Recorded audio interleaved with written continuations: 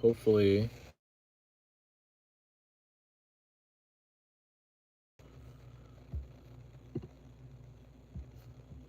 this works. Let's see. Is there anyone in here? I need to double check over on the Patreon. It's actually working.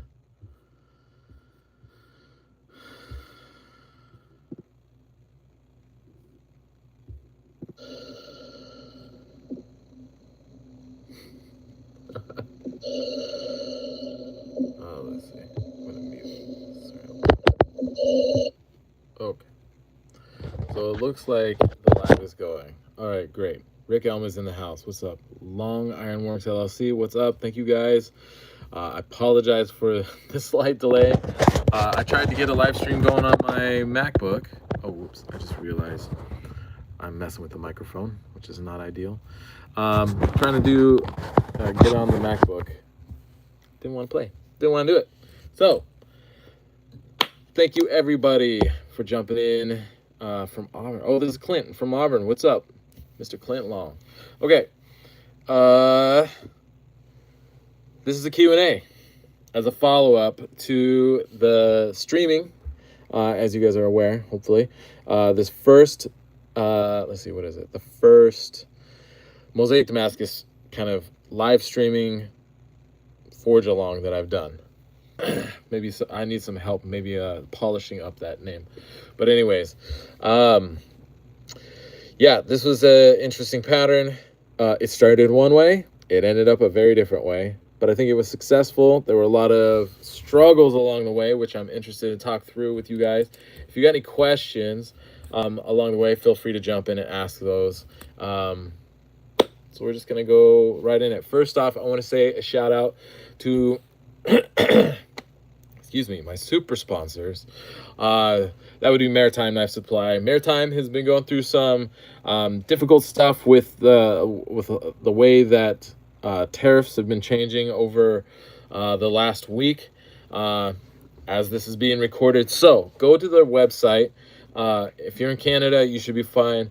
And if you're in the States, I believe, and I haven't had a chance to actually go over and look at Lawrence's page, but he is kind of sectioned off a portion of the page for what can be purchased and then shipped to the United States. Because I think it's limited to products that come out of that are either made in the United States, Mexico, or Canada. Anyways, go check them out. Give them some love and support. Wow, we got 17 people in the house. Appreciate that. Next up, we have Anchorage Forge. And Gabe Fletcher is Anchorage Forge, phenomenal maker. He's a really great guy. He's been doing, he's been making for, I think he's a little over 2 years now. He's doing some phenomenal work. So make sure you go give him a follow. If you're, especially for people who might be new here to the Patreon and not familiar with Gabe's work, he's definitely worth a follow. He's doing a lot of great work. And he's a really great guy, honestly, more than anything. And then we have Josh Weston. My buddy Josh is an incredible talent. He has he's put together a really great business called the Dragon Forge Experience, where at Renaissance festivals, as well as a couple permanent locations, one in Frankenmuth, Michigan, and one in Myrtle Beach, where they have a Black Flag Forge now. They're creating in-person forging experiences for people that come to those events. If you want more information on those, go to at Dragon Forge EXP. That's Dragon Forge Experience. He is Josh A. Weston on Instagram. Again, great guy. Go give him a follow. And yeah, I don't know what else to say. Anyways, I had a really great interview with him actually too a little while ago. So if you want to know more about Josh and his business, go check that out. Next up, we have Russell Tinsley. He's Ouzel Finch Beers. Ouzel Finch is based out of Virginia. They make really incredible beers, very outside of the box beers. Lately, they've been doing, I think, a little bit more of a push on their boozy sodas, but they make all kinds of really creative and delicious beers, a lot of sours. So go check them out. Ouzel Finch Beers. His maker page is at Can't Make Knives. And Ouzel Finch is spelled OOZLEFINCH. And then who else we got? We got our man Dan Hubs is actually right here in the live stream. Dan Hubs, he's at 66 Mountain Knives on Instagram. He's another really great guy. I'm very thankful to have had a chance to see him just last June at Blade Show in Atlanta.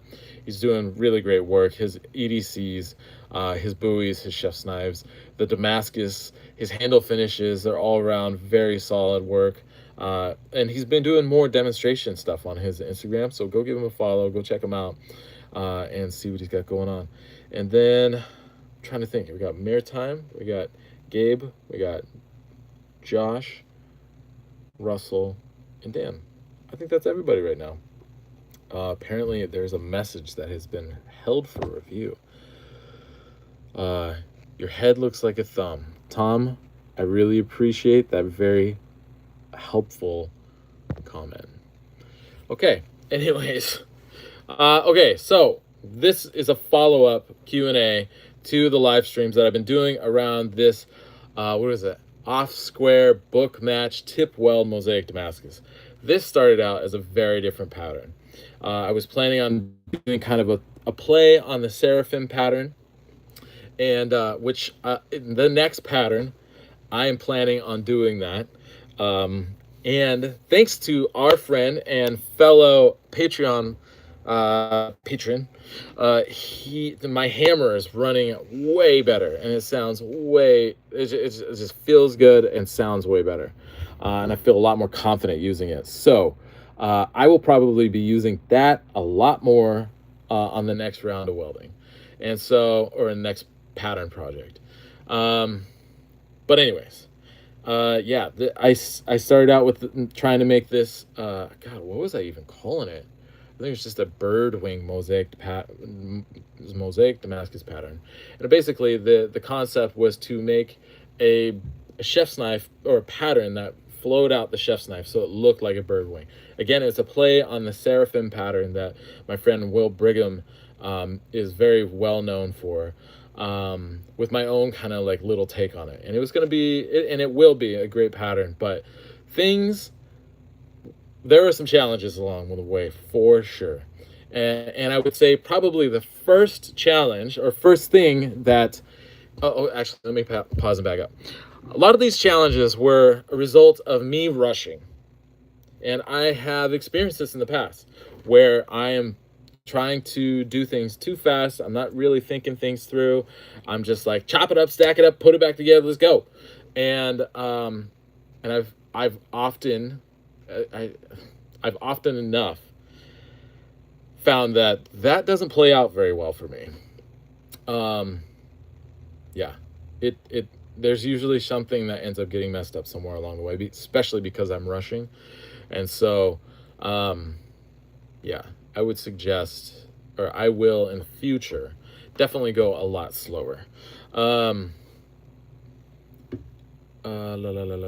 Let's see. Yeah, so the first thing, so I was in the first weld stack, what I was doing is I was combining an already existent mosaic, or like a Damascus element, which is just stacked layers, but they're stacked in a particular way to create a gradient, right?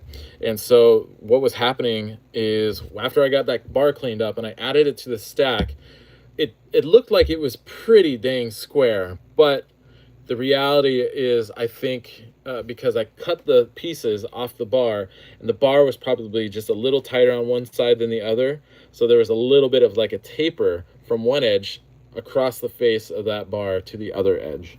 And anytime that happens, that's totally fine. You can use that and work with it. But what I should have done is spun every other piece.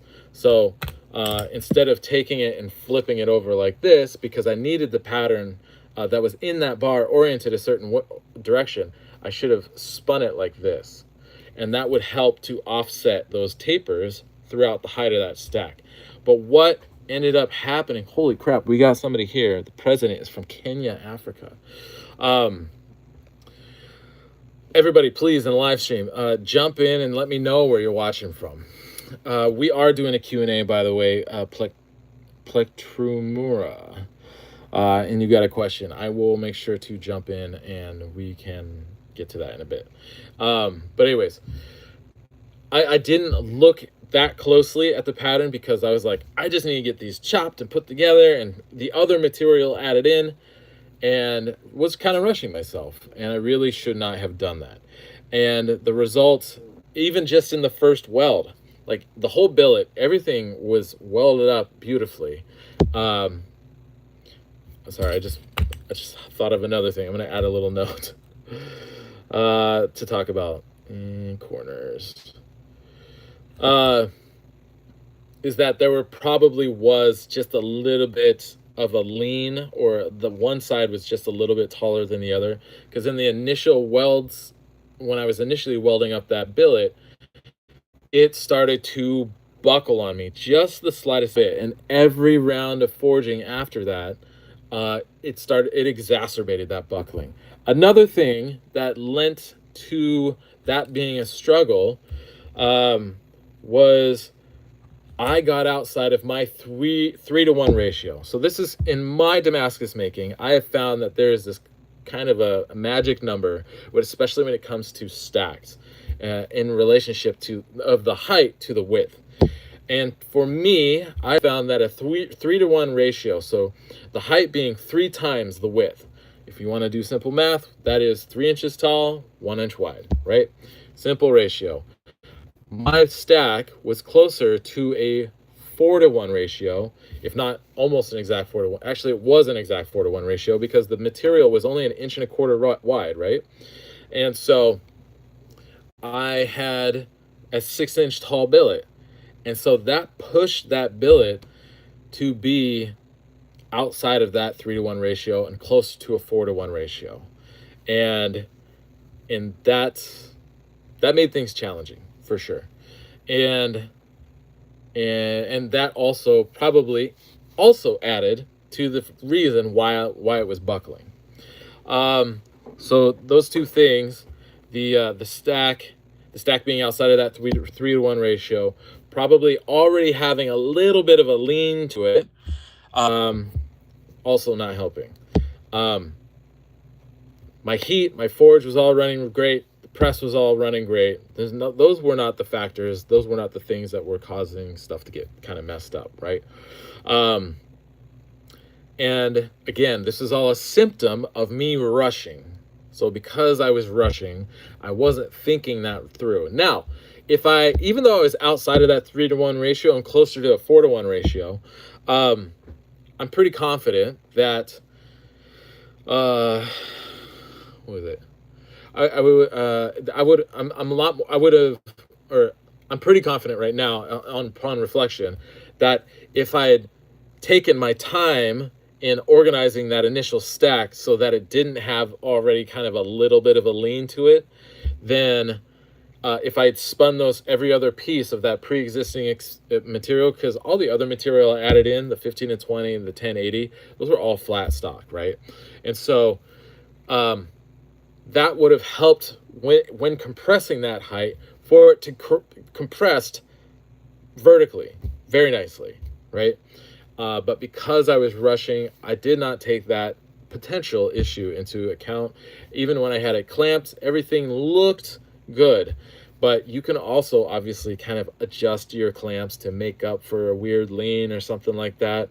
And the reality is that I should have at least done that one thing.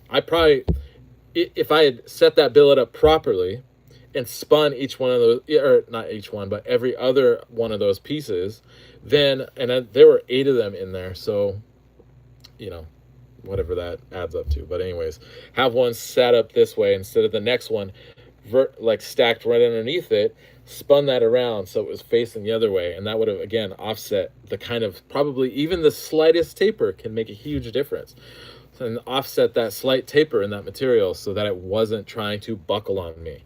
And so if I had taken the time to do that in the initial billet layup, I would have experienced much more success in compressing that billet. But because I was fighting that, I ended up having to reduce that billet quite a bit more than I actually needed to, and which prevented me from doing going forward with the pattern I had originally planned, which is to make a C-bar. So you got your all your pieces in here horizontally, right? You compress it down to basically a square, and then you turn it onto a bias where to forge it on and re-square. So those patterns, those lines, let's see. Got a piece of paper. I'll write it right here. So vertical or horizontal, reduce it to a square, and then let's see, forge it on the bias in both directions to create a pattern that is kind of starting to create this pooching effect right here. And then when you forge it vertically, that will make C-bars, and that goes straight into making W's. So let's see.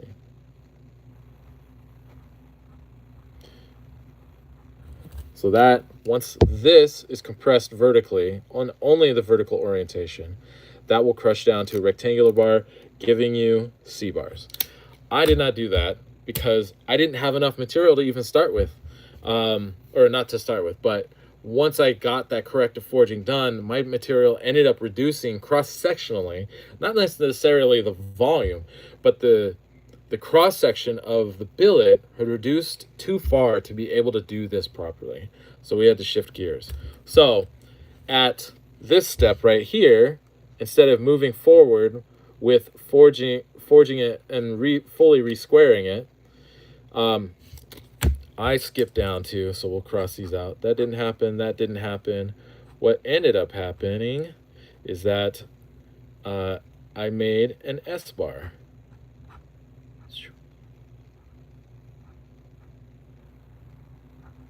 Okay, this is a horrible illustration, but anyways, I made an S-bar. And then we move forward from there. Now, before we get too far, another point that I would like to make, and this is honestly like stepwise, this is a relatively simple pattern to make. But as people who followed along through the live stream, you saw that there are plenty of opportunities for shit to go sideways, for things to get messed up, and for you to have to adjust or pivot so that, one, the material doesn't go to waste and fall apart on you.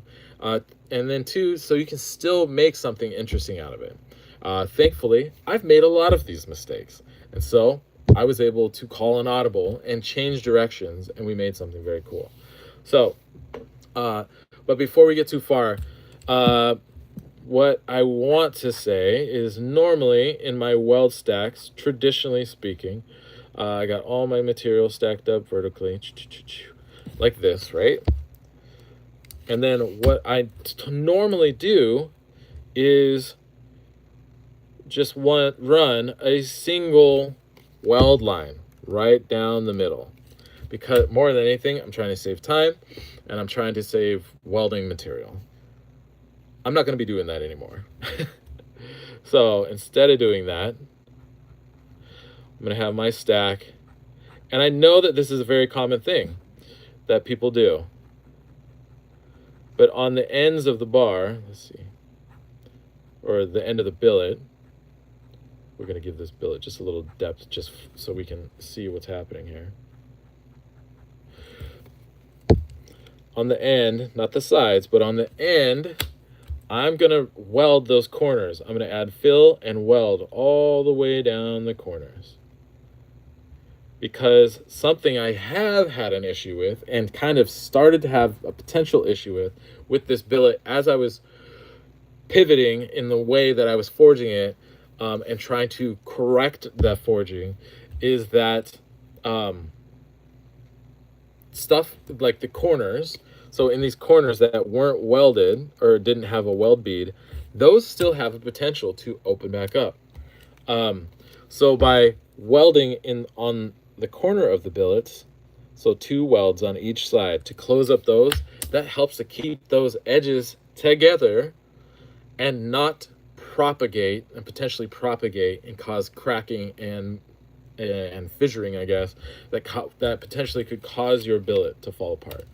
Sorry, I'm going to pull this little sheet out here because I'm probably going to keep drawing on this little pad here. This tiny little notepad. It's running out. I need to get more of these. Anyways, so I should have... The 3-to-1 ratio is something to take into consideration. I probably wouldn't have changed that. But my billet prep, I should have been paid a little bit more attention to if there was a slight tilt to it, and if spinning those pieces would have, I think, would have made a very big difference in whether or not that stack would have started to buckle on me, basically. So I'm compressing it from the top and the bottom, and start to buckle on me because it already had a little bit of a slant to it, or a cant to it. And so, yeah, making that adjustment sucked. But we were able to consolidate the material, forge it into an S without it falling apart. Thankfully, because that would have been a serious bummer. So that's the first round of welding. That was just the first round. That was just the first round. So those are some takeaways for you guys, and I'm going to be making notes of these real quick so that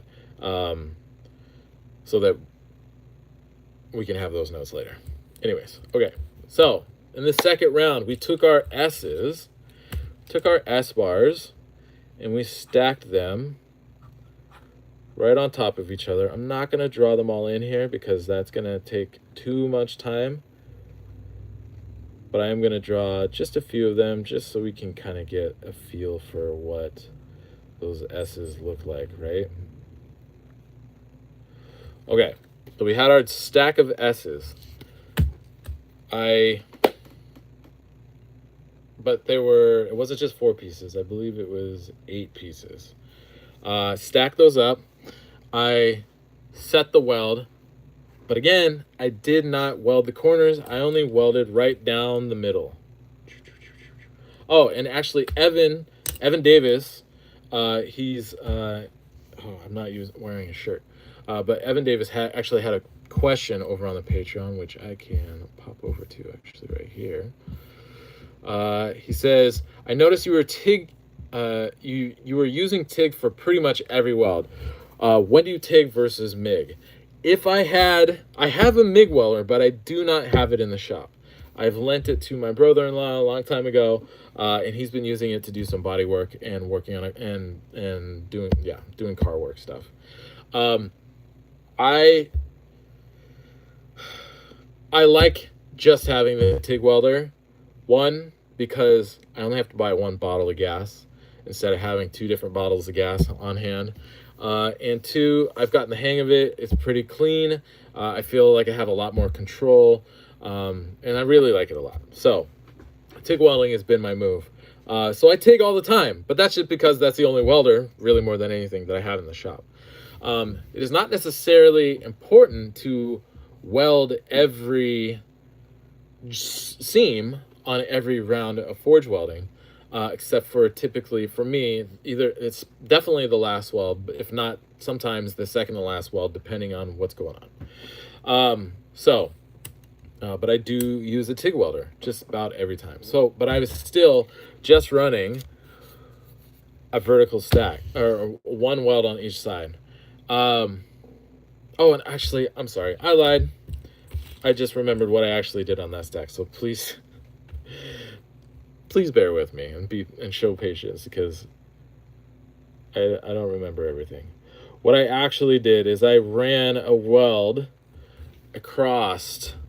So instead of 1 weld right down the middle, which I sometimes do, or historically sometimes do, I really wanted these pieces to be secure, and I ran a weld all the way across from side to side on the ends of the billets. So across in between each piece. Now again, there are actually 8 pieces in this, and then I started forging on it. Oh yeah, I was just remembering in the first billet, I had to pause because Sorry, I'm like all over the place. This is how my brain works, and so I hope everybody can find some patience and kindness in their hearts to forgive me. I'm just remembering, because I have a tendency to be all over the place. I just remembered that the handle started to fall off on me in the first round of welding. So I had to weld the handle back on, basically. That was another thing that I was rushing. Instead of rushing that, I should have taken my time, and it would have been a lot less of an issue. And anytime you have to pause to deal with something like that, your billet's out of the forge. And actually, I think even before the first round of welding, I could already feel the handle kind of wobbling on me. I was like, oh shit. Oh shit, the handle's gonna fall off before I can even set the weld. So I had to at least set the weld on the first round. I let that weld age. I forged on it a second round, and I think it was after the second round of forging, possibly the third, I can't remember. That's when I went back. It's basically, as long as the handle would stay on there, I went back in and would forge. But then eventually I had to weld that handle back on. Not ideal. So again, rushing myself. Because of unnecessarily rushing myself, I was not properly prepared for, or best prepared, or setting myself for success, especially while doing a live stream. So I have a lot to think about before this next time we do live streams and make patterns and videos and stuff like that. So, anyways, so on the second round of welding, I had my S's set up. The goal, it was to set those welds, and then at a certain point, forge them off square. And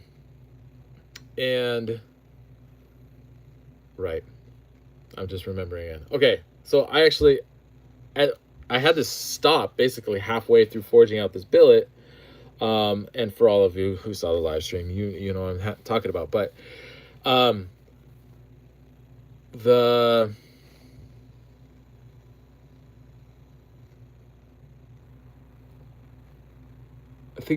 I can't remember if it was in the oh shoot, yeah, that's right too. God, sorry, I'm just like all these things are starting to flash back as I'm talking, which probably looks very interesting for all of you. The backside of the billet in my first billet, in the first round of welding, because I only did that one weld right down the middle, and apparently I didn't check, I think one of the welds at some point popped. And so as I was setting the weld on that billet on the first stack that I was previously drawing, in this stack with just the straight lines, the back end of the billet away from the handle actually started to come off. So not only am I battling the handle because the handle's trying to come off, but the back end of the billet is trying to fall apart. And so I had to, gosh, what did I do? Can't remember. Oh yeah, I did. I pulled it out of the forge. I welded that back end where it was trying to crack apart, and then put it back in the forge.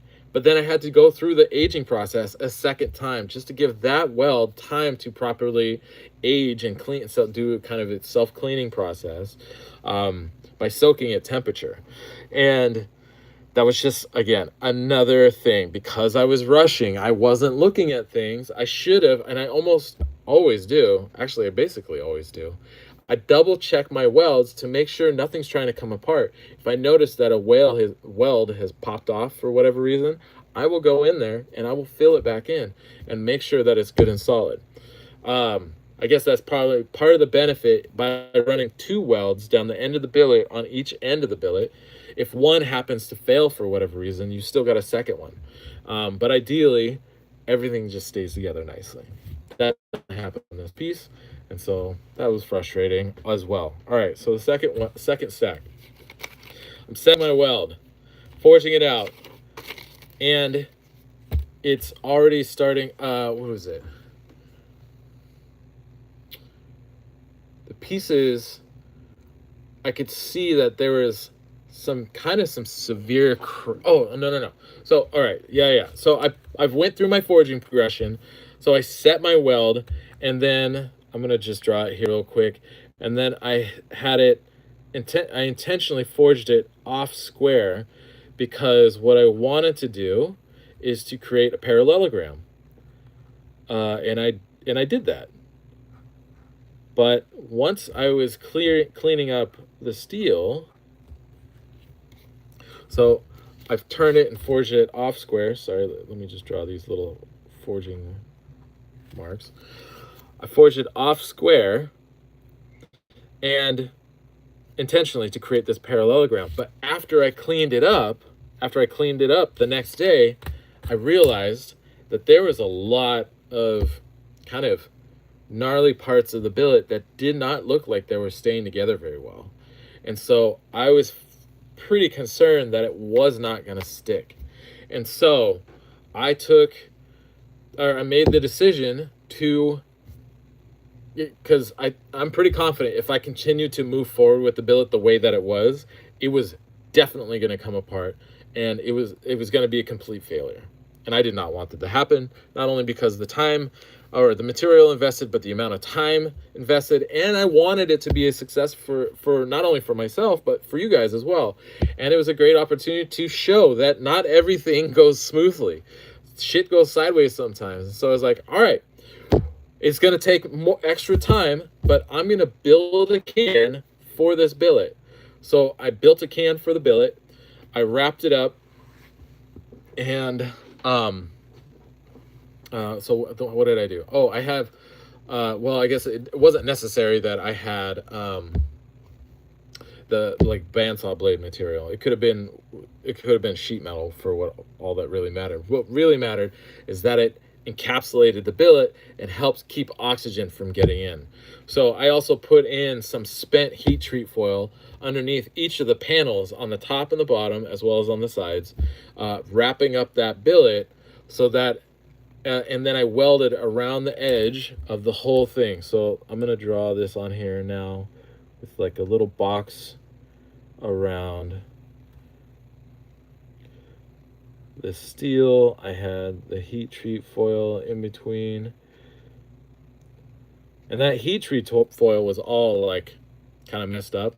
And so something I did to kind of smooth it out so it was nice and flat to work with is I just put it under actually my press and just kind of, because it was all like crinkled up, and so I just like smashed it down to flatten it out, and it worked actually really well. Really glad I did that. So I had a piece of metal around each side, and I didn't bend it. I had individual pieces wrapped up or cut out, and then I had the foil in between, which I kind of tried to draw between the billet and the can. And then what I did is I TIG welded all the way around the edge of that can to close off oxygen from getting in from the end, and then from around the outside of the can I also welded each of the corners shut to keep, so I fully canned the billet to keep any available oxygen from getting in. So I did it all the way around the face where the can met the face of the billet, as well as around in all of the corners. With that heat treat foil in there, that helps keep well, one, it helps act as a barrier that keeps carbon from escaping or leaching into the canning material. I was using old bandsaw blade material, so there's kind of an equilibrium in there between the sheet steel that is the can and the billet. Now, in regards to the carbon content, if you didn't have that barrier in there and it was just mild steel sheet and billet material, there is a severe oh my gosh, what's the word? I can't think of the word. But anyways, there's a major difference between the carbon content of basically the mild steel sheet and the high carbon steel billet. And the carbon will want to migrate into the low carbon material because it wants to balance itself out. And so if you don't have that barrier in there, then you will unnecessarily lose carbon or deplete that billet of its carbon content. So one, having that barrier in there helps. Two, also using a high carbon content steel as the sheet that I have laying around as scrap. I don't think I have any handy right next. I mean, I do actually, but let's see. Right here. These bandsaw blades, not these things, but these other ones with the big old teeth. Those are just old bandsaw blades that are high carbon steel, but they're basically scrap material, and so they're rusty as hell right now. But I would suggest, actually, you don't even need to wire brush them off, because you're just using it as a canning material. Anyways, but the concept in my head is, okay, I'm gonna box off this whole billet. I'm not worried about welding to the end of the billet because the end of the billet is going to become crap anyways. And keep all the oxygen out of, and away from any of those cracks and fissures, with the concept that by boxing it off from any excess oxygen, the steel is going to be able to clean itself, or self-clean in a way, to eat away any of that kind of like the forge scale that had developed in those cracks. So that, and the first thing I did is I put that whole billet, box and everything, put it in the forge, and I just let it sit there and heat up and come up to temperature. And I was probably running the forge around, at least when I was heating it up, around 2100 degrees. I brought the billet up to that temperature, and then I actually turned the temperature of the forge down to probably somewhere around closer to like 2000, and I just let it sit there and age, and I let it do its thing for like 20 minutes or so, and then I very gently worked on it under the press to help consolidate that billet, and hopefully those cracks, those fissures in the outside of the billet all kind of clean themselves out, so that I could consolidate clean steel back to itself, and then let it cool down. And I did that, and once I cut the can off, and dude, that foil worked beautifully. The foil didn't stick to the billet, I think, at all. It kind of actually did stick to the can a little bit on a couple pieces. But otherwise, I was able to, on my porter band, I just, once, because I let it cool off overnight too, I put it into the bandsaw, cut the ends off, and then with the angle grinder made it just like not score, but I cut through the top of the can, on the top edge of the can and the bottom of the edge of the can, and the can just fell off beautifully. And inside, the material looked gorgeous. Everything was really nice and clean, which made me very happy. So at that point, what did I do? Oh, then I then I took a couple slabs off. And so we had done our off square. We'd forged it intentionally out of square to get that material, the pattern elements, those S elements, to be running at an angle, right? So I'm going to redraw this over here.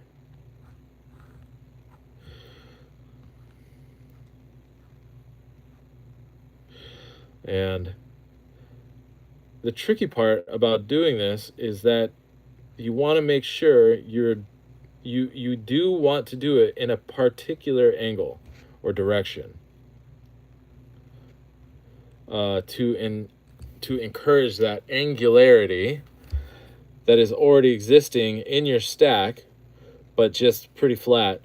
By forging it out of square, you are exaggerating that angularity and forcing it to be more angular, basically. And so we took a couple slabs off the billet like this, and I guess, but we're in this together. We're in this struggle together. We heated each slab off individually, or heated each one individually, and forged them individually, because basically what I wanted to do,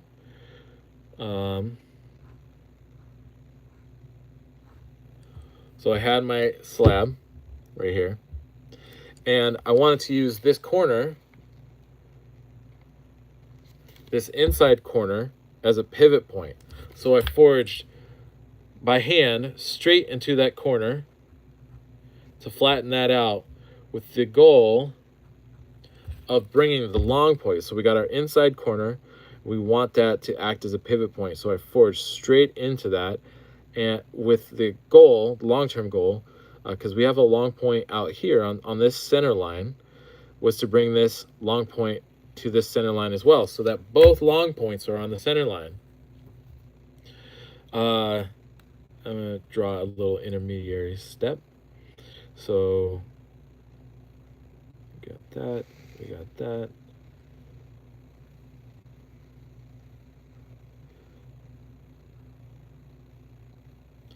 So this is what that looks like. When you start to forge that in, the material becomes upset. So you want to flatten it. You don't want to go too hard or too far into forging this without correcting it, because you will start to develop a cold shut, and that's not going to be good for your material. So forge a little bit, flatten it, forge a little bit, flatten it, and as well as kind of keeping the, or I guess at that point I had the piece laid flat against the anvil, but then eventually just keeping this point in this corner, this long point, just on the surface of the anvil while forging in this flat to help to kind of encourage. So you're shoving in one way while shoving the other way, and kind of shoving it over, and this kind of folding it kind of in a way. So they're kind of working against each other and kind of trading places.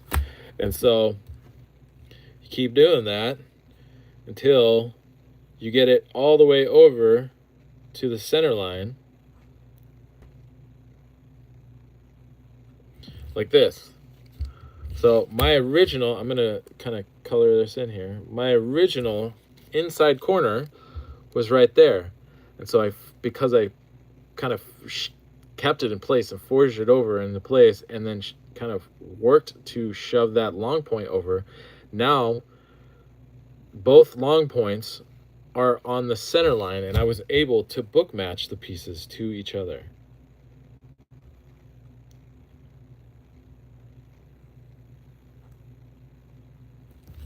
Like this, right? They're book matched to each other. And now, at that point, I cleaned up both pieces. So I cleaned them up, not just against the surfaces that were being welded back together inside at that middle point, but also around the outside. So because if you're TIGging and there's any kind of forge scale, the oxygen in that forge scale will cause your TIG to splatter and make a huge mess. So I removed that forge scale, especially around that joint, as well as on the ends, because I was also welding the ends. So I was closing the whole thing up. So not only was I welding down both sides across that center line, but making sure that the end was closed, both ends at the top and the bottom were closed. And then I was able to forge the piece together.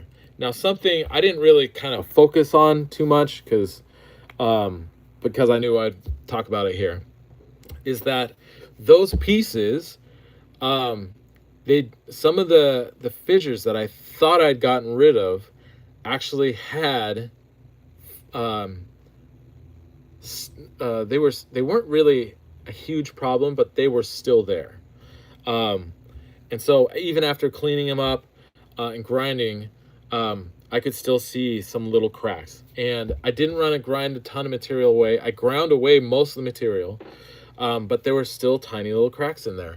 And so I was like, okay, what do I do about this? And there were cracks. Okay, so let me draw this. Let's draw this. Nice, try to draw it nicely.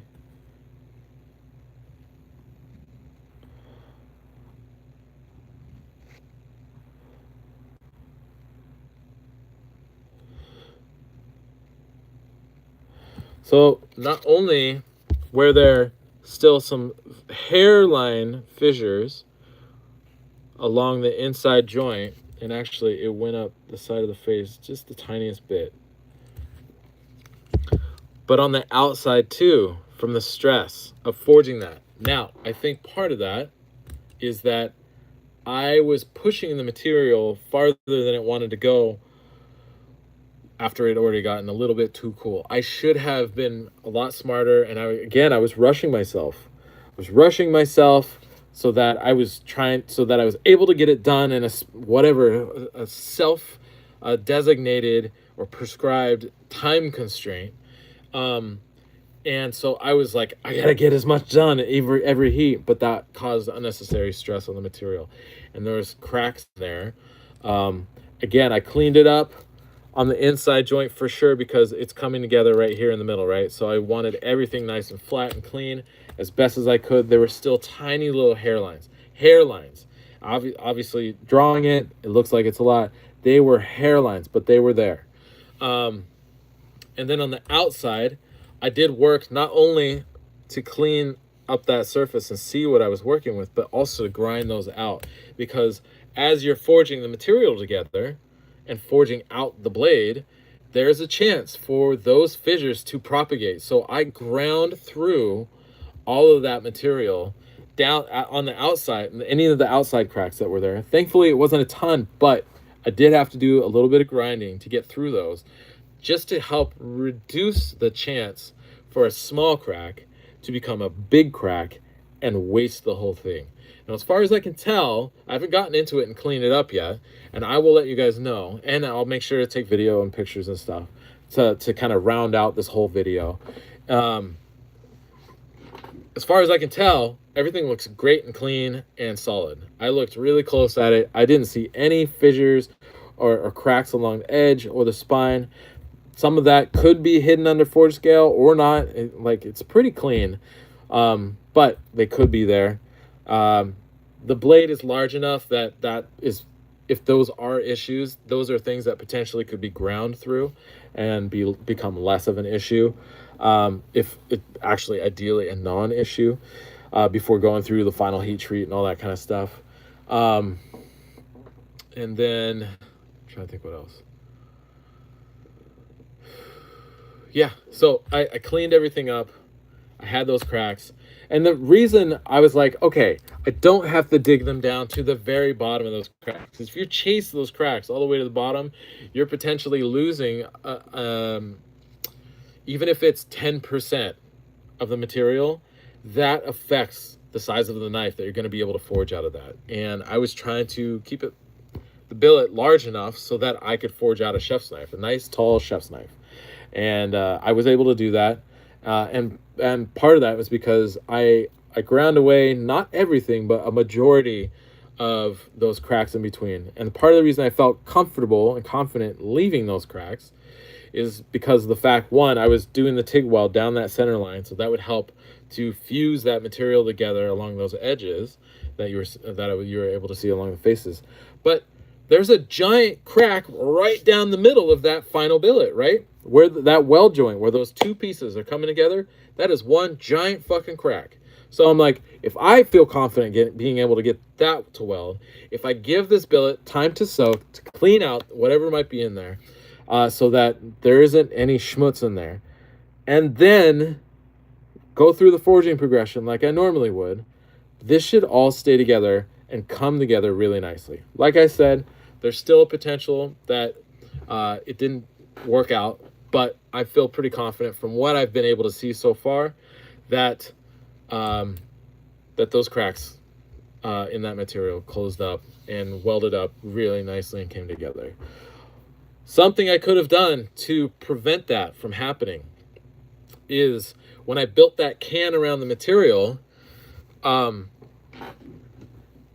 was it? Oh, instead of having that sheet metal, that that stainless steel foil inside, that layer between the Damascus billet and the box, instead of having that in there, because again, it was helping to act as a barrier to help reduce the carbon depletion, which really wasn't a concern because I had bandsaw blade material that I was using.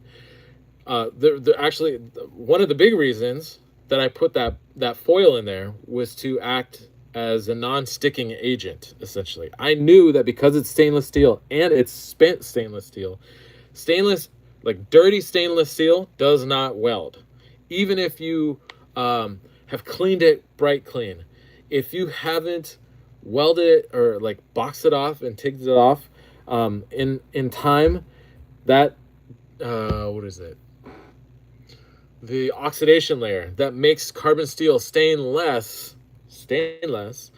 than carbon steel if you allow that oxidation layer, which is translucent, you can't see it, come back, then it's going to add to the difficulty of that material being able to weld to itself. So by using spent, dirty stainless steel foil, I was really confident that can was not going to stick. And that can did not stick to that billet. In fact, it didn't stick so well. I was shocked at how easily it came off the billet. It blew me away.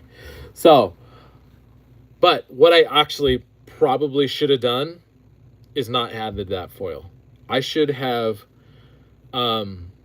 cleaned up all the material that was going to get welded onto to box off that billet, and actually intentionally welded it to the billet. I would still do the long soak and all that stuff to give those fissures and cracks time to clean themselves out and get rid of that forge scale that was in those cracks. But then I should have forge welded that box to the billet. And then when I cut slabs off, I wouldn't have ground it off yet. Then, because now it's like a protective skin around the outside that's helping to keep everything together. And then forge the pieces over to the center line, like I was showing here. And to forge this part, so forge those long points over. And again, that skin would have helped to protect everything. And then, before I go to weld it up, grind it out.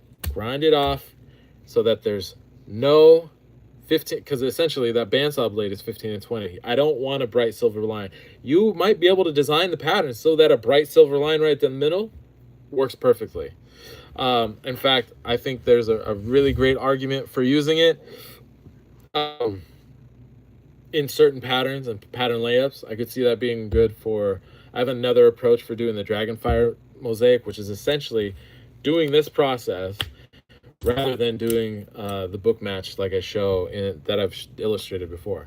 So keep that skin on there, intentionally forge weld that can to the billet so that it acts as a protective skin, and still reduce it down, do everything I was going to do, but keep it intentionally weld it to the billet and keep it on there until I'm preparing for that final weld.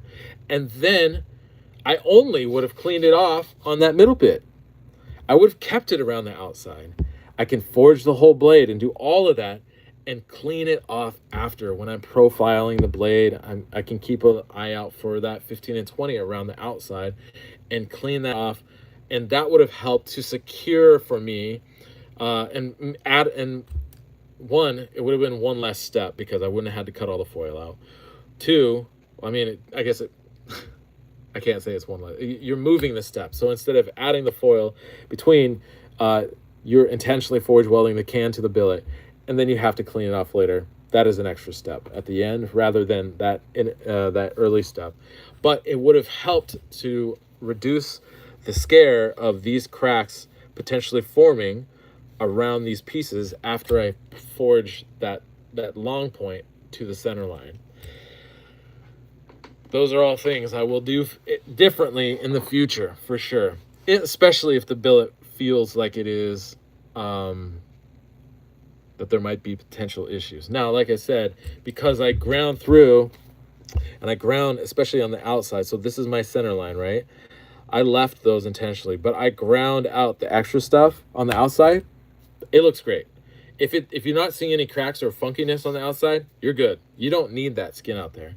But with everything else that was going wrong with this, it probably would have behooved me to actually intentionally forge weld that can to the billet to help prevent, or to essentially have that skin act as a brace to not only help keep the material clean, but also to help it kind of stay together while I was forging that material down and then forging that long point over. So, yeah, frustrating for sure. I'm trying to think, what else? The forging the knife out went well. I wish I had a different pair of tongs, because holding on to that rectangular cross section for the integral bolster was a pain in the butt. And again, it's something I've done in the past lots of times, but usually I have a lot more material accounted for that bolster transition area. And so it's more of a square shape. Let's see if I can do a square. A square that I can grab onto with those tongs from either side, because they're bolt tongs, so they have like a V, and so those would have grabbed those corners just fine. But because the bolster was more of a rectangular shape, almost like a 1.5 to 1 ratio, it was hardly holding on to that. And so that's something to think about in the future as well. Okay, I think as far as I can think right now, those are the things I can think of. I'm gonna make a note right here to make list and post of these kind of like pain points that I discussed, or places I made mistakes, how I should have done things differently, and then what I did to salvage them, basically. So anyways, we have quite a few questions, I think, or a few questions at least, that have come in during the live stream. Dan Hubbs, first off, he says, my biggest question was how you were going to get the pointed tips forge welded together, but it makes sense when I see you used it for the tang. Yeah, so that is the first time that I've used those long points, those more pointy end of the book match, as the bolster. Normally I use actually the back end, and it's much easier to kind of forge weld that together. And then the long skinny points, I'm going to draw this out, especially once it's forged or reduced down in height, because I think the billet was about 2 1/8 of an inch, and I reduced it down to 1.5 inches in height. So going through that reduction, it creates kind of a rectangular shape, but you still have kind of a pointed tip out here. So you've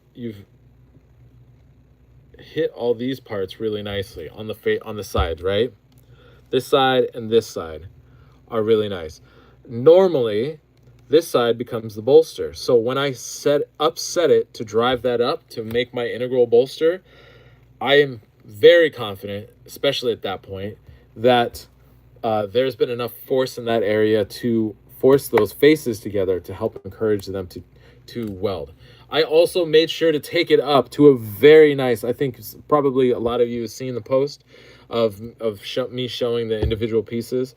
I took it up to a very nice, very flat 400 grit finish, which was actually more of like a burnished 400, because I wore the shit out of that sandpaper on the disc sander. So it was very nice and flat and clean and shiny. And the cleaner and shinier and flatter everything is, the more readily it will come together. But this is the first time. So in this situation, normally I drive that up and that becomes the bolster, and then this becomes the point. So what I would then do on this side, once I reduced it and felt confident, and actually what I probably would do is then upset that area to become the bolster. Let's see. So then I'd have kind of this kind of thing going on. Oops. Fuck.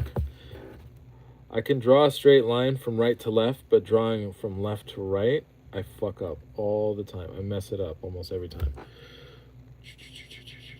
Okay, so then I upset for the bolster. That feels really good, that's nice and solid. And actually that line would basically kind of go up like that. That's the center line, right? That area has been sufficiently reduced, so it is very solidly welded. But there's still work to be done out here. So then I would start forging in that tip as though it was just a flat end. And so I'll start behind the tip, just probably at like, if we broke down the length from the heel to the tip into thirds, I would start at the 2/3 from the heel point. Let's see, I'll mark that out kind of there. and I'd start reducing it down and basically acting like I had to forge a point in. Now they're already welded together, so they're going to stay together pretty nicely. But what will happen is your point will become elongated, but your material's still thick, so you can still then flatten it out and get good width. But by taking your time and either by using a hammer or and honestly, I would probably use my hand hammer initially to set that. But let's see, we got top part. We got our bolster material, and so then basically your point becomes elongated. Let's see, quite a bit right here. And in the time it takes to hand hammer and forge that out to reduce and push that point out, that helps to encourage those pieces coming together. Something else I did, even though I drew in a point on both of these, what I actually ended up doing was blunting those. So it was probably close to a 1/2 inch flat on the tip of these of this billet. And by doing that, one, I'm giving myself somewhere to weld the end of that billet together nicely. But two, you have to get a point, you have to reduce it. You have to forge that together and refine that point. And by going through that effort of reducing and refining that point, you are forcing those pieces together and doing a tip weld. If you were going to do a tip weld, like a conventional tip weld, they're often drawn, I'm going to draw this out real quick, sorry. They're often drawn with having pointy points. So you have a flat bar, whatever it is, you draw in, you cut out a fish mouth.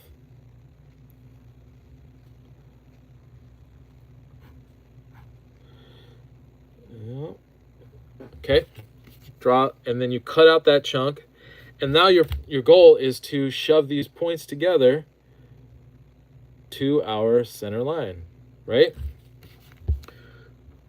But often they're shown as pointy. You don't want them to be pointy. You want them to be flat, like a quarter of an inch or an 1/8 of an inch. You want some flat. And I found this out the hard way when I did my very first tip weld. I'd seen people do lots of tip welds before. Or I'd probably seen it demoed 4 or 5 times. But one thing that wasn't explained, or one nuanced part, was that the points,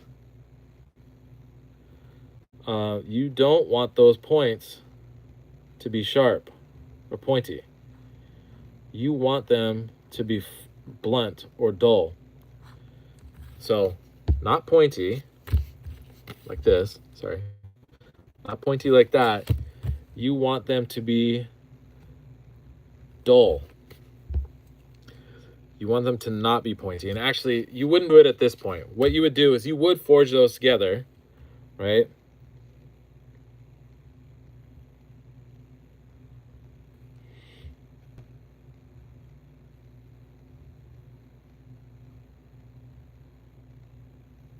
And this is what I learned.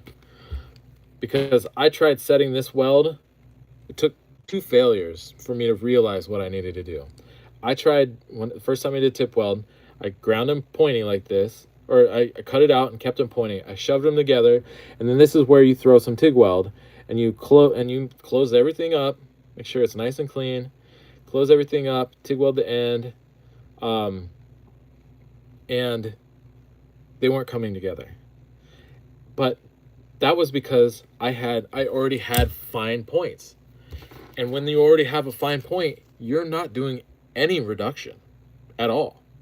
And so it dawned on me, if I grind that back, if I flatten that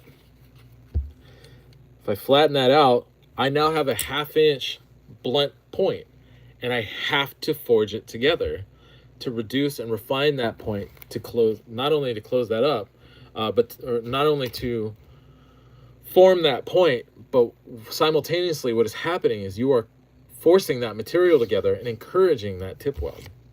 Okay, so what's the question again? My biggest question was how you're gonna get that. Yeah. So okay, so yeah, forging that material together, and when you're forging this tip weld, you don't start right at the base of this joint.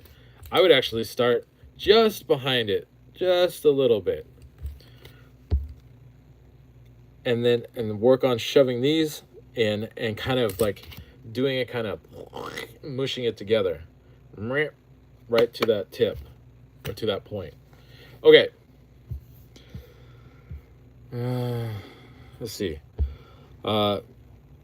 Plectomura says Ren Fair with an open forge. I think I'm in love. Yeah, Ren Fair with an open forge for sure. Go check it out. He's talking about Josh Weston's Dragon Forge experience. Yeah. Lupe Clifton in the house. Who else is in here? Presidente. Plectomura. If you're doing a Q&A, my question would be, how do you design your mosaic patterns? Software, pen and paper? I want to start mosaic, but the only patterns I can try are ones others have already made. Oh gosh, I wish I could remember. Let's see if I can pull it up right now. DMT pattern.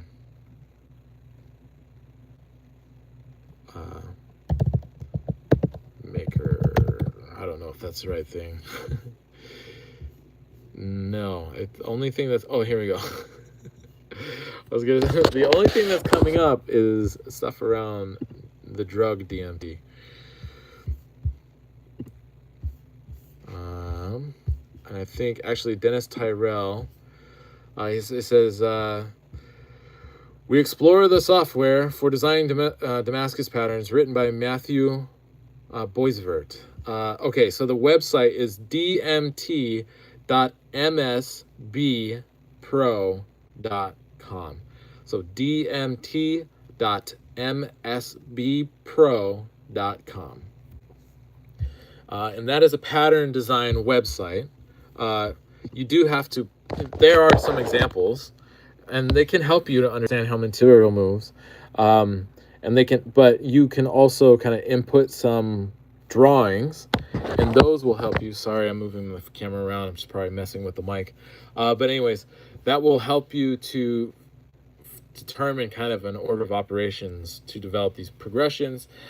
Unfortunately, it is extremely limited because there's a lot of pattern distortion that occurs that is very difficult to account for, because the temperature you're forging at plays a role. How quickly or how slowly you're reducing the material affects the flow. What you're using, if you're using a press or if you're using a hammer, that affects the flow. That all affects the way the pattern, the material, the elements, the lines distort and move throughout the material. I use nothing, really. So when I come up with a pattern, I'll draw what is basically, I mean, there's no example on this, but anyways, I draw what is the end element, what will become the mosaic bar that gets forged out, or is tiled out and forged into a blade. I don't have any, like, sometimes I'll even, here's a thing that I need to get posted, but anyways, I'll draw this, and then I'll be like, okay, well, how do I get there? And I credit the many mistakes I've made with understanding, having such a clear understanding of how material moves. And I'm still learning, but I've gotten very good at predicting how material will move. Because through making mistakes, I then, after being pissed off a little bit, I sit back and I say, okay, this is what I wanted to happen. This other thing happened. Why did that happen?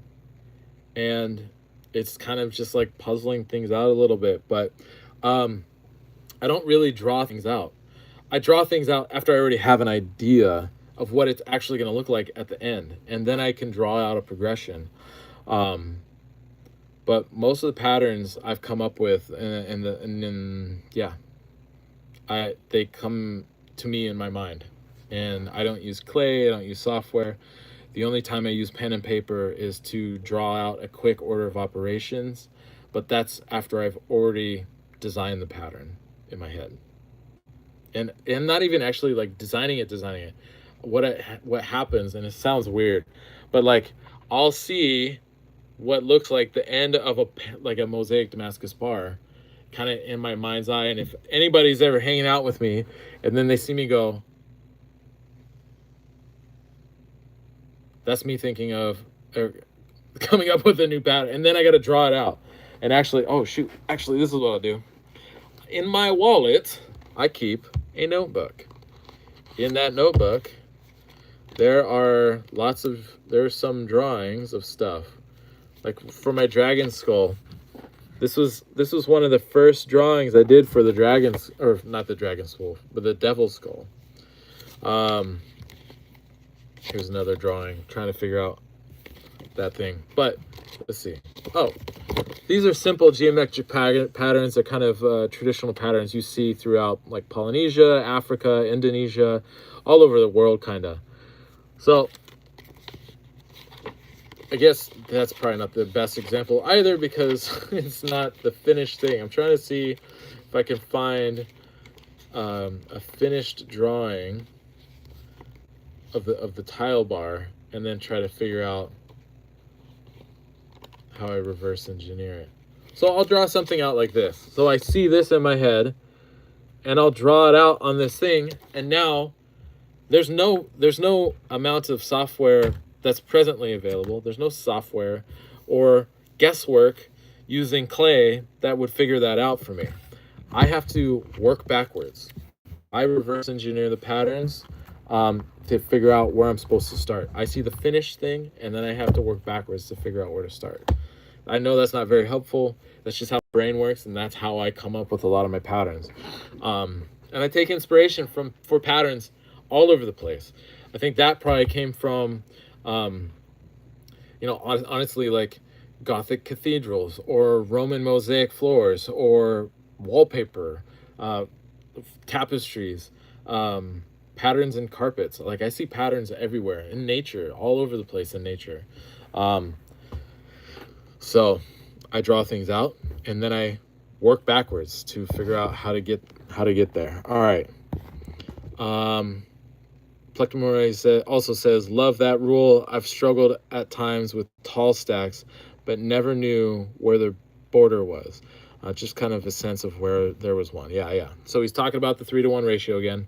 That is not a hard and fast rule. Like I said, I would have broken that rule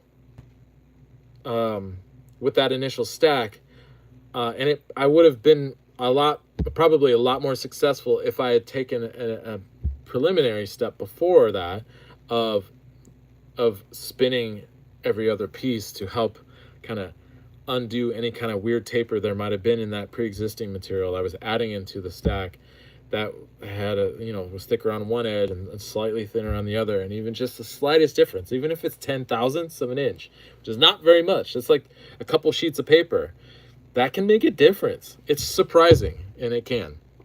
All right. Clint is asking, dude, I got the everywhere brain too. You good? For those of us learning, we sometimes learn the most when things go awry. That is when we learn the most. Yeah, so that's part of the reason I was trying to take it easy on myself. When I was making all these mistakes, I was getting very frustrated. And so on the third day, I realized, like, I really need to slow down because, one, I'm making mistakes. But two, I'm pretty confident I can salvage this if I just slow down and take a little bit of time to plan things a little better. And I was able to, or I feel like I was able to so far. I still haven't heat treated the knife and ground into it and take a look at it, but I feel pretty confident about how everything came together. So it's, and honestly, mistakes are going to happen no matter how much experience. I have 13 years of experience in making, or 14 years of experience making Damascus, and I still make mistakes, and they happen. No matter, even if I planned everything out perfectly, shit goes sideways sometimes.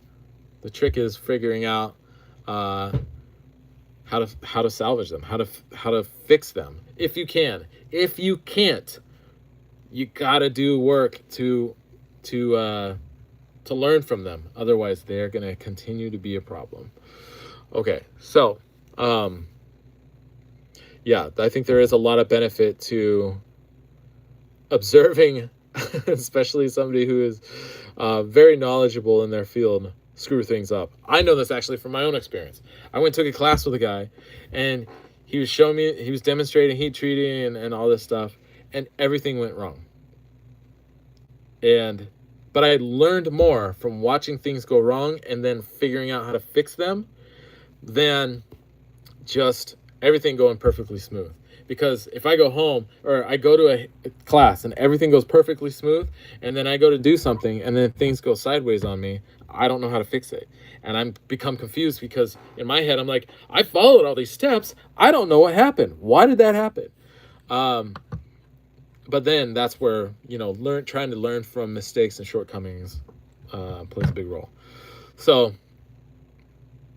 yeah, it's great to, I think there's a lot more value to take from things not going smoothly.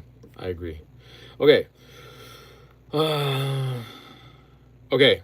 Clint is also saying, I didn't see a vent hole. Was there one I missed, or do you not do one? You do not need a vent hole, Clint, especially when you are not adding volatiles of any kind to the billet. I didn't add any volatiles of any kind to the billet. So I didn't need to add a vent hole. Now, when I say volatiles, what the hell am I talking about? Some people, especially if they're doing canister Damascus, they will add a vent hole for if there's any kind of like WD-40, PB blaster, kerosene, whatever that they put in the billet to kind of burn out as the billet is coming up the temperature to help eat up any excess oxygen. I didn't put anything in there, so I didn't need a vent hole. Okay, Rick Elm says, could you have used anti-scale coating instead of a can, or would that not have kept enough oxygen out? So the second you start hitting that steel, the second you start squishing and moving that steel and deforming it, that anti-scale is falling off. I needed that can to move with the billet as I was forging it, so as to not basically to continue to help keep it maintain an oxygen-free environment without crumbling right off. And so by not welding the can to the billet and keeping that stainless steel foil layer in there, it kept the can from welding to the billet, but it also, because everything was sealed off, it helped keep the oxygen out. Not even just after that first weld, but the several minutes that I was forging, or the several rounds of forging that I did on it after that, until I was ready to cut the billet off later. Again, in the future, I would probably, especially if I'm having those issues. Now, if I'm not having those issues, I'm not really worried about wrapping it and canning it and doing all this stuff and welding the can to the billet and all that. I'm not worried about that. But if I'm having those issues again in the future, I will weld that can to the billet. I will not have a stainless steel barrier in there. I will intentionally weld that can to the billet so that can acts as a skin, as a bracing to help hold those parts together and keep stuff out. Or keep stuff out during the welding of that billet, and then act as a protective skin to keep things together while I'm forging it afterward. Okay. All right. Evan's in here. He says, do you have any tips on forcing yourself to be patient? I've had a few welds fail because I struggle sitting and waiting for things to cook. I try to do a good job setting timers. I often forget to set timers, but I've gotten better. Set timers and just wait for the timer. If you have the ability to turn your forge down, Evan, so you're not sitting at 2300, 2400 degrees, that would help. You don't need it to be a high temperature like that, especially when you're doing any kind of soaking of the billet or aging welds. you can age a weld anywhere above critical temperature. And critical temperature is at 1375 or so degrees, 1350, depending on the material. So anywhere above that, or let's say anywhere above 1400, you can age your weld. The lower the temperature, the closer to that critical point, the longer you have to age that weld. So you don't necessarily want to bring it down to 1500, 1400 degrees, but you can turn your forge down actually a surprising amount, and let it sit in there and soak. I would probably, something I was doing for a while is I was wrapping my billets in foil, just in heat treat foil. And this is a tip I got from Mike Quisenberry, but I was wrapping the billets in heat treat foil just to kind of help keep oxygen off the billet. And even after that first round of welding and then aging that billet, that foil is still on there, and it's helping to kind of prevent the carbon from this, especially without. Oh wait, no.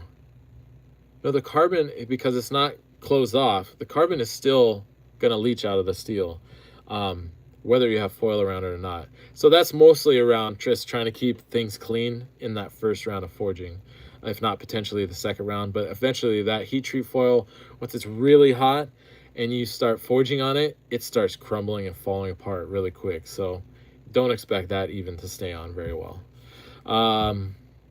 So yeah, I think it's setting timers has really helped me. If I'm worried that I'm just hovering and basically like watching a watch, or like, what is the saying? A watched pot never boils. If I feel like I'm watching the pot and waiting for the water to boil, then I'll find something to keep me busy, especially if I set a timer. If I set a timer, I know and I feel confident that I can step away to go grind a blade, hand sand a handle, make a phone call. But when that timer goes off, I got to get back into the forge. In the past, before I started using timers, I would just kind of go by feel, and I would go and get sidetracked with something, and then I'd be gone for like half an hour, 40 minutes doing something, and I'd be like, oh shit, I have steel in the forge, and I'd go back. Thankfully, nothing terrible happened, but it's not ideal.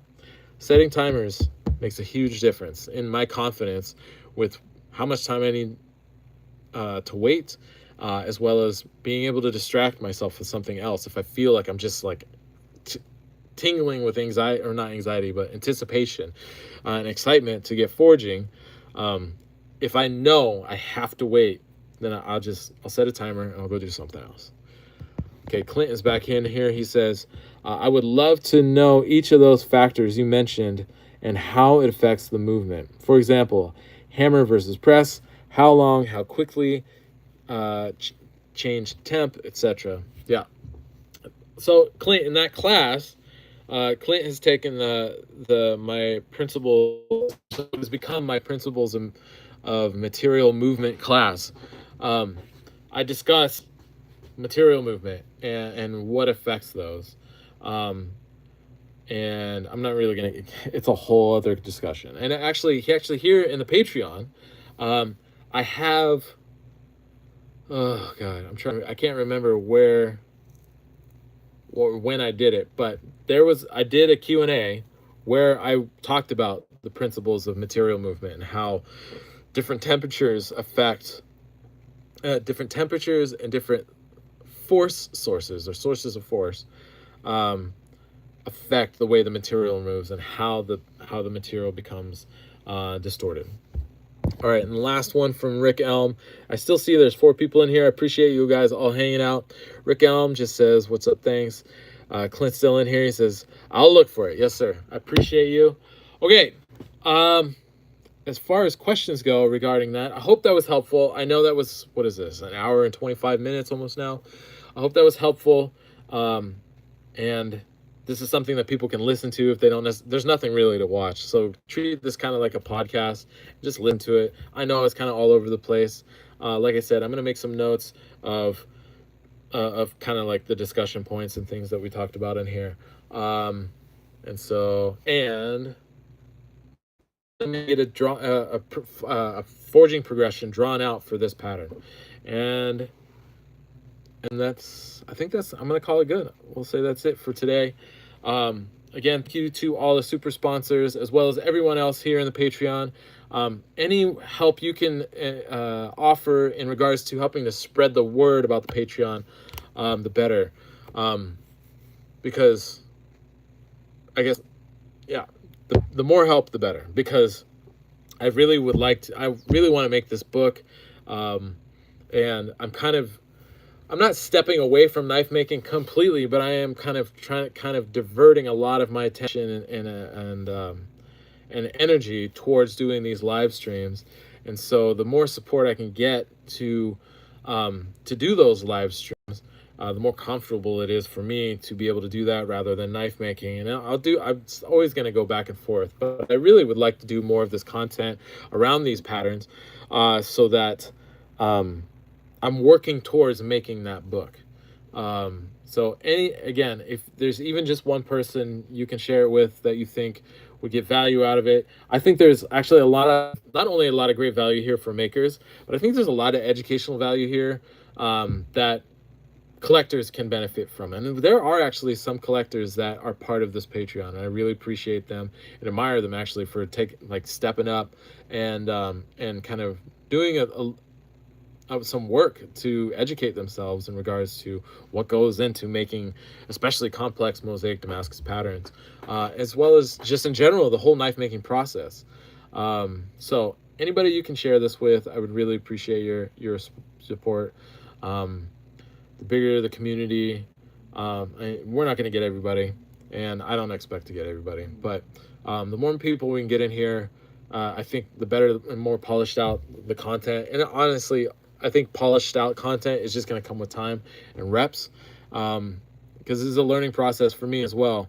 And again, I really appreciate everybody, not only for your support in creating this content, but your patience as I work through figuring this stuff out. It's because I think it's going to continue to be, it's going to be a journey. Let's say it. Let's be nice about it. It's going to be a journey, but I appreciate you all being along this journey with me, and I hope that it's bringing value to you guys. And with that, we're going to call it good. I hope everybody has a good day, and we'll talk to you later, or have a good rest of your evening, wherever you are, if you're waking up, whatever, or getting ready for bed. I appreciate you, wherever you are. Thank you, and goodbye. We'll talk to you soon, and I will get forging again on some live streams soon. I'll make sure that you guys all know about it. Until then, peace.